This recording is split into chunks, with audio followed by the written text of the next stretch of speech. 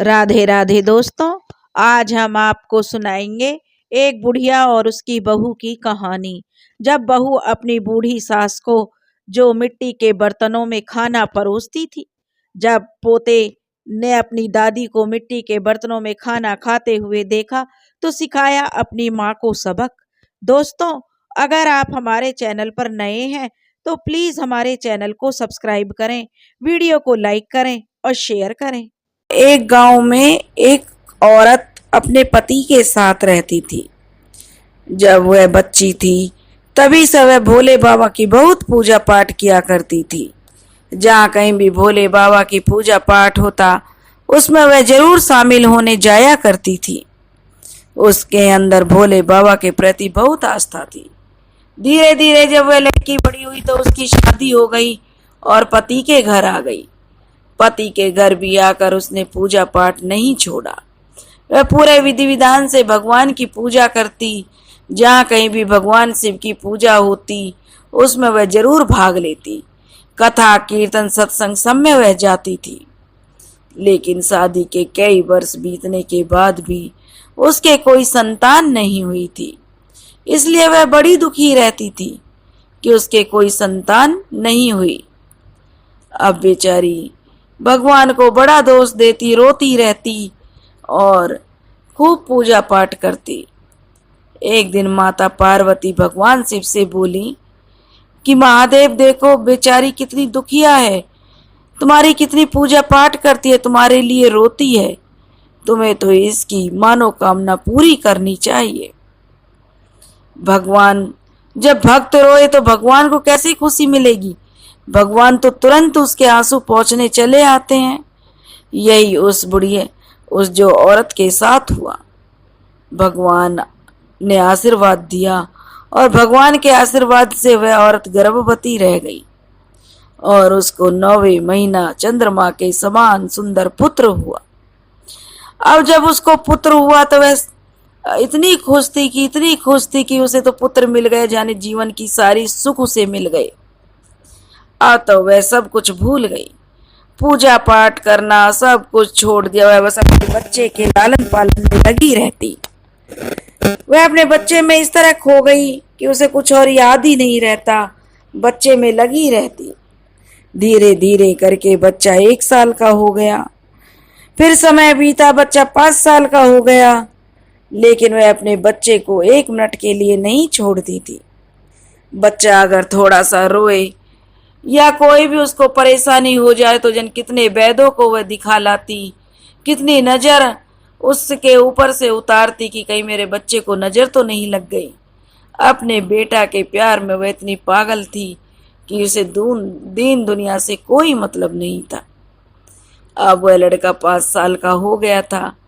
तब उस औरत के पति ने अपनी पत्नी को समझाया कि देखो, बच्चे का नाम स्कूल में लिखा दो। अगर बच्चा पढ़ेगा नहीं तो वह कैसे कामयाब होगा? हम तो सारी जिंदगी सदा उसके साथ रहेंगे नहीं, कमाना तो उसको पड़ेगा ही। लेकिन वह नहीं मानती, कहती कि मेरा बच्चा अगर स्कूल जाएगा तो मेरी नजरों से ओझल हो जाएगा, वह भूखा रहेगा, रोएगा। नहीं, मैं अपने बच्चे को स्कूल नहीं भेजूंगी। जब उसके पति ने उसे बहुत समझाया तो वह इस बात पर राजी हो गई कि मैं अपने बच्चे को स्कूल छोड़ूंगी तो अपने बच्चे के साथ ही जाऊंगी। अब वह औरत अपने बच्चे को स्कूल छोड़ने जाती और स्कूल के बाहर खुद बैठी रहती जब तक कि स्कूल की छुट्टी नहीं हो जाती और अपने बच्चे को लेकर घर आ जाती। अब उसके पति ने सोचा कि चलो जो भी है, कम से कम बच्चे को पढ़ना तो मिल रहा है, उसका भविष्य तो बनेगा, साथ जाती है तो जाने दो। वह अपने बच्चे के प्यार में बड़ी अंधी हो गई थी कि एक तो उसको बहुत सालों के बाद पुत्र प्राप्त हुआ था, दूसरा वह बहुत देखने में भी सुंदर था और बहुत ही चुलबुला था। वह औरत अपने बच्चे को हमेशा सीने से लगाए रखती, उसकी हर इच्छा पूरी करती। धीरे धीरे समय बीत रहा था और बच्चे ने स्कूल की पढ़ाई पूरी करके कॉलेज में आ गया और समय बीता, कॉलेज की पढ़ाई करके भी बेटा की नौकरी लग गई। अब जो वह उसकी माँ थी उसकी भी उम्र ढलने लगी। सब लोग कहने लगे कि देखो तुम बीमार रहती हो, अपने बेटे की शादी कर लो। उसे भी यह बात सही लगी। उसने एक सुंदर सुशील कन्या देखकर अपने बेटे की शादी कर दी। लेकिन यह क्या, बहू घर में आई तो वह सास को बिल्कुल पसंद नहीं करती थी। अब समय का चक्र ऐसा चला कि जो उसका पति था वह भी गुजर गया और वह अकेली रह गई। बेटा, बहू और स्वयं वह महिला। अब जो बेटा था वह तो अपनी माँ को बहुत प्यार करता था, हर बात माँ से पूछता। लेकिन जो बहू थी वह अपनी सास को बिल्कुल पसंद नहीं करती थी। लेकिन बेटा के आगे वह कुछ बोल भी नहीं पाती थी। अब धीरे धीरे समय बीत रहा था। उस बेचारी को बड़ा अकेलापन खलने लगा, क्योंकि पति भी उसका गुजर गया था, इसलिए वह बीमार रहने लगी। धीरे धीरे बीमारी बढ़ती गई। काफी डॉक्टरों को दिखाया, लेकिन वह ठीक नहीं हो पा रही थी। और जब डॉक्टरों को दिखाया तो डॉक्टरों ने कह दिया कि इसको तो टीबी की बीमारी है, इसको टीबी हो गई है।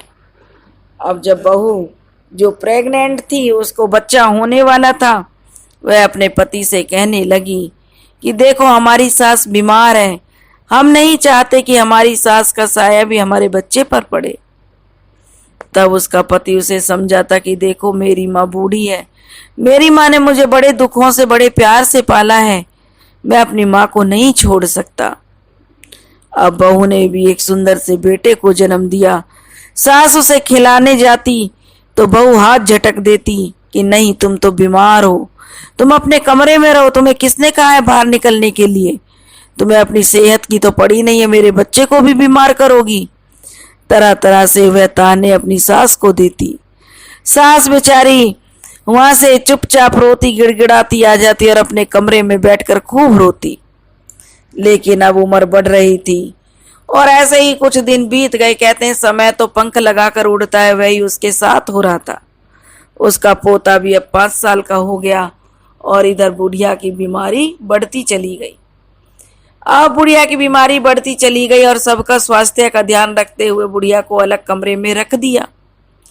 बहू कहने लगी मेरी सास को तो टीबी हो गई है, मैं तो घर के बर्तन भी इसको नहीं दूंगी, क्योंकि अगर यह उन बर्तनों को यूज करेगी तो मेरा बच्चा उनमें खाएगा और बच्चा खाएगा तो वह बीमार पड़ जाएगा। मैं नहीं चाहती कि मेरे बच्चे को कोई दुख हो। बेचारी बुढ़िया सुनती तो बड़ी रोती कि कैसे दुखों से उसने भी अपने बेटे को पाला है, अपने बेटे के प्यार में उसे कुछ नहीं दिखाई दिया, जो आज वह इस कगार पर पहुंच गई। बेटा आता माँ का हाल चाल पूछता और अपनी बीवी को डांटता कि तुम ये क्या कह रही हो, मेरी माँ को अलग क्यों कर रही हो, बीमार है तो हम उसका अच्छे से इलाज कराएंगे, वह ठीक हो जाएगी। लेकिन बहू एक भी सुनने के लिए राजी नहीं थी। वह अपने बेटे को रोकने लगी, लेकिन कहते हैं ना कि बच्चा तो भगवान का रूप होता है, जहां उसको प्यार मिलेगा बच्चा तो वहीं पर जाएगा। यही उस बच्चे के साथ था। दादी का प्यार उस पर भारी था, वह दादी के प्यार के आगे अपनी माँ के पास नहीं जाता था। बुढ़िया बेचारी बीमार थी, सारे दिन खा खा कर के खांसती रहती, जो बहू को बिल्कुल नहीं भाता था। अब बहू ने सोचा कि ऐसे तो पतिदेव मानेंगे नहीं, कुछ ना कुछ उपाय सोचना चाहिए। अब बहू ने एक उपाय सोच लिया। उसने मिट्टी के कुछ बर्तन मंगवाए और कहने लगी आज से इनके बर्तन ना तो मैं साफ करूंगी और ना ही अपने घर के बर्तनों में मैं इन्हें खाना दूंगी। इनकी बीमारी बढ़ चुकी है, यह हमें भी बीमार कर देंगी। उसका बेटा कहने लगा कि तुम मत खाना देना, मैं दे दूंगा। लेकिन बहू ने इतना जिद की कि मेरा पति या मेरा बच्चा बीमार हो गया तो मैं कहाँ जाऊंगी अपने बच्चे को, छोटे से बच्चे को लेकर। लेकिन जो उसका पति भी घर में लड़ाई नहीं चाहता था, इसलिए उसने सोचा कि अगर मैंने अपनी पत्नी के विरुद्ध जाने की कोशिश की तो घर में लड़ाई झगड़ा ही रहेगा।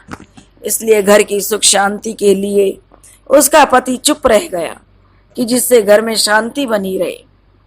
अब जो बेटे ने अपनी माँ के लिए काफी सारे मिट्टी के बर्तन लाकर धर दिए। अब जो बहू खाना बनाती, चावल रोटी दाल सब्जी जो भी होती, उन मिट्टी के बर्तनों में घाल कर बुढ़िया को दे देती। बुढ़िया बेचारी अपने आंसू बहाती और चुपचाप उसी को खा लेती जो मिलता था। एक तो उसे पेट भर खाना नहीं मिलता था, ऊपर से वह बेचारी बीमार थी, तो क्या करती, जैसा देती चुपचाप रह जाती। एक दिन उसके बेटे ने देख लिया कि मेरी माँ को कितनी परेशानी है, तो वह उससे कहने लगा, तो बहू ने साफ मना कर दिया कि देखो, हमसे तुम्हारी माँ की सेवा नहीं होगी। हम खाना बना देते हैं और बर्तनों में घाल देते हैं, तो जाके आप अपने आप पकड़ा दिया करो। हम उनके पास भी नहीं जाएंगे क्योंकि उन्हें टीबी की बीमारी है। अब तो वह मिट्टी के बर्तनों में खाना देने लगी। जब मांजने की बात आती तो मिट्टी के बर्तनों को तोड़कर फेंक देती। अब तो उसका जो पोता था उसे काफी रोकती, लेकिन पोता दादी के पास से नहीं रुकता था। जब वह बुढ़िया उन मिट्टी के बर्तनों में खाना खाती तो वह पोता बड़े ध्यान से देखता था कि मेरी दादी मिट्टी के बर्तनों में खाना खा रही है और सब परिवार वाले डाइनिंग टेबल पर बैठकर खाते हैं। तो मासूम बच्चा था, बच्चे कहते हैं भगवान का रूप होता है, बच्चे ने अपने मन में रख लिया। अब बीमारी बढ़ती गई। कुछ दिन बाद बुढ़िया का स्वर्गवास हो गया। अब बड़ी बहू तो बड़ी खुश थी कि चलो बला टली, कम से कम अब मुझे डबल काम नहीं करना पड़ेगा। सास के स्वर्गवास हो जाने से बहू बड़ी खुश थी। अब वह सोचने लगी कि चलो, सास मर गई तो आफत टल गई, कम से कम मुझे अब डबल काम तो नहीं करना पड़ेगा। और एक दिन जब वह घर की सफाई कर रही थी, जिस कमरे में बुढ़िया रहती थी, तो उसमें देखा कि उसने काफी सारे मिट्टी के बर्तन रखे हुए हैं। तब वह अपने पति को चिल्लाकर बुलाने लगी और कहने लगी, क्या ये खाने के बर्तन तुमने फेंक कर तोड़े नहीं, जो इस घर में इतने सारे इकट्ठे हुए रखे हुए हैं?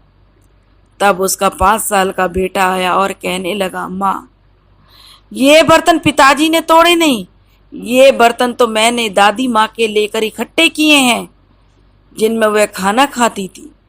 तब उसकी माँ बड़ी खुश होती हुई बोली, बेटा, तुमने ये बर्तन इकट्ठे क्यों किए हैं? तब वह रोनी सी सूरत बनाकर कहने लगा कि माँ, तुम मेरी दादी को मिट्टी के बर्तन में खाना देती थी, लेकिन जब तुम बूढ़ी हो जाओगी तो मैं भी तो तुम्हें मिट्टी के बर्तन में खाना दूंगा, क्योंकि तुम भी तो बुढ़ापे में आके बीमार हो जाओगी। पता नहीं उस टाइम तक मिट्टी के बर्तन मिलेंगे या नहीं मिलेंगे, इसलिए मैंने दादी माँ के सारे बर्तनों को जोड़ कर रखा है, जो आने वाले समय में तुम्हारे काम आएंगे। अब यह सुनकर बहू के तो चक्षु खुल गए। उसे तो आत्मबोध हो गया कि वह कितनी गलत थी और जो वह कर रही थी वही उसके बच्चे सीख रहे थे। अब वह रोने पीटने लगी और माफी मांगने लगी, लेकिन वह माफी मांगती किससे? भगवान तो अपना अंतर्ध्यान हो गए करके, लेकिन अब तो उसे अपनी, क्योंकि बच्चे की जुबान पर तो भगवान ही आते हैं ना, और जो बच्चे ने कह दिया समझो भगवान नहीं वो कहवा कर गए हैं। अब वो बहुत रो रही थी, लेकिन उसको चुप कराने वाला, डांडस बंधाने वाला कोई नहीं था। जब उसका पति ऑफिस से घर आता है तो वह अपने बेटे की कही हुई सारी बातें अपने पति को बताती है। तब उसका पति कहता है कि अगर बेटे ने ऐसा कहा है तो इसमें क्या गलत कहा है? तूने भी तो मेरी माँ के साथ कितना अत्याचार किया। तुम्हें याद है, तुमने मेरी माँ की बिल्कुल भी सेवा नहीं की थी, कैसे वो तड़प तड़प कर इस दुनिया से विदा हो गई।